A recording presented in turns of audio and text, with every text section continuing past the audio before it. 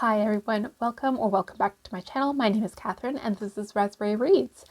I am doing my January wrap-up in this video today, and I only read 3 books in January, or at least finished 3 books, but they were all fairly chunky books, and they were also very not complicated, but rich books where, they're not easy reads. You really have to sort of sit and think about them. So all that to be said is I'm actually quite pleased that I finished these 3 books, even though I would normally read perhaps a few more each month. And I wanted to share with you that I'm now recording what I've read in this beautiful reading journal that Lisa gave to me for Christmas. Such a great idea, and it's really well thought out. So you've got, there's like a wish list and an index in the front, and then a space for like the book title and a summary and your thoughts and if you'd recommend it or not. So I will be referring to this notebook from now on when I do these wrap-up videos. So the 3 books that I read, they're all fiction books, and starting with the first one, this is Has Anyone Seen Charlotte Salter by the writing duo Nicci French. I've read quite a few Nicci French books, and I've talked about them on my channel before. I have kind of a hit and miss experience with Nicci French. The last few books that I've read, I actually didn't really enjoy, and I believe I did say in a previous video that I was going to put Nicci French aside for a while, which I did. And then Has Anyone Seen Charlotte Salter is their most recent book, and I believe it's the first in a new series. It's been very well received, so I thought, okay, let's give this one a go. So this is a mystery thriller genre. I listened to it on audiobook in early January, and that was through my Libby app. I ended up giving this book, well, this is out of 10 ratings, so I give it 6 out of 10 or 3 stars, let's say. And so this story is about Maud O'Connor, who's the detective. So we're being introduced to O'Connor in this new detective series, and the story is about a wife and mother, Charlotte Salter, who disappears just before Christmas back in the 1990s. And then there's an investigation decades later on her cold case. And at the same time that they're investigating Charlotte Salter's disappearance and presumed murder, there's also the discovery of a neighbor's body. So there's 2 murders, or one disappearance and one dead body in this small town. And then Maud comes in. I think she might be based in London, and she comes into this small town as an investigative officer. I would say that I wouldn't read this book again, purely because I don't tend to read mysteries more than once. Once you know what's happened, you know what's happened. And I actually don't think I would recommend this book. If you're a die-hard Nicci French fan, then I'm sure you would enjoy this book. But I think there are plenty of other mysteries and thrillers out there. This one seemed to drag quite a bit, and the ending was sort of anticlimactic, I guess. But I did find that the introduction to the book, so like let's say the first 50 pages and the general plot of the book was intriguing. But my final thoughts, I noted that again it was a bit tedious, but that I did like Maud O'Connor as a character, and I liked the idea of a retrospective investigation. So even though I wouldn't necessarily recommend this book, I am open to reading more books in the future about Maud O'Connor if they continue this series. And then the one thing that I really just didn't get in this story is that there's a podcast element. So part of the investigation is there's a couple of people in the neighborhood who are doing a podcast, and that's how some of the evidence comes into play. And I just didn't get that aspect of it at all. So yeah, I think you can probably tell that Has anyone seen Charlotte Salter was a little bit hit and miss with me. Not the worst book to start out 2026 with, but I don't think it has left a lasting impression on me. On the other hand, a book that will stay with me probably forever is State of Wonder by Ann Patchett. I'd never heard of State of Wonder before. I have heard of Ann Patchett. I had not read anything by her yet. And from reading State of Wonder, I'm very keen to read more by Ann Patchett because I really liked her writing style. So State of Wonder is my first 5-star read of the year, 10 out of 10. This is literary fiction, and I listened to it on audiobook, which did work well.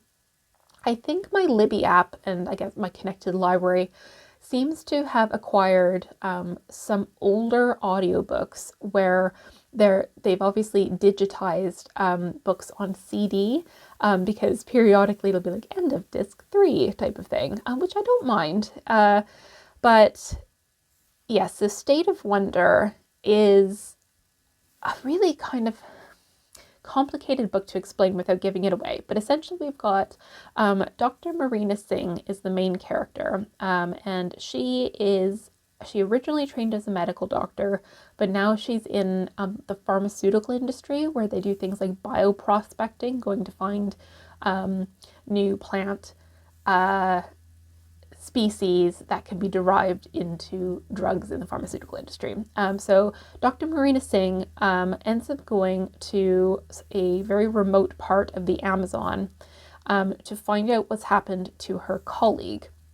I don't think it's giving it away too much to say that her colleague is presumed dead, and she goes sort of on behalf of the family to try and piece together what's happened. So when Marina gets there, she ends up reconnecting to her old mentor who has been in the Amazon for quite a while researching various plant derivatives, and she's kind of gone AWOL type of situation. And the story then goes from there, where it's Marina and her mentor are forming a relationship. She's adjusting to living in this community of Indigenous people, and at the same time trying to piece together what's happened to her colleague. I would 100% read State of Wonder again, but I think I would prefer to actually read a physical copy rather than listen to it again, just for a different experience. As I said before, I really liked Ann Patchett's writing. It was quite rich writing, and she wrote very complex characters, which I enjoyed. The only aspect of this book that didn't quite sit well with me, and I can't remember when this was written, but I feel like this is one of her earlier books, maybe like the 1990s, but I was unsure about the whole concept of the anthropology aspect of it. So going and, living, air quotes, among the natives, and this portrayal of the Indigenous people, and how they interacted with them. I'm sure looking at with a modern lens, not that I'm an expert on anthropology, but I'm sure there'd be some ethics questions about how this fictionalized account is presented. So yeah, that's the only thing that didn't quite sit well with me. But if we leave that aside, I found it really fascinating just to see this fictionalized account of how some of these tribes might have lived, and hypothetically how they might have interacted with people going in there to do medical research. There's one scene in particular with a snake, and I'm not going to say any more than that because I think you should read this, but that has very much stayed with me.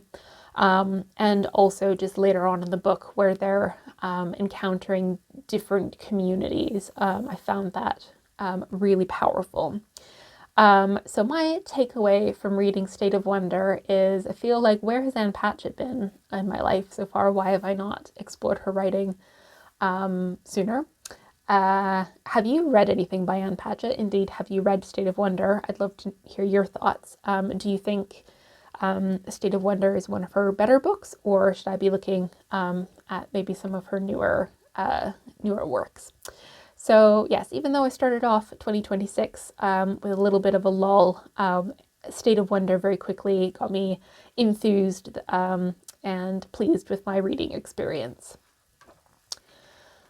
And then the last book that I finished in January was The Blind Assassin by Margaret Atwood. So I've only read one other book by Margaret Atwood, which was Oryx and Crake, which is the first in a series, like a sci-fi series. That was such a weird book, man.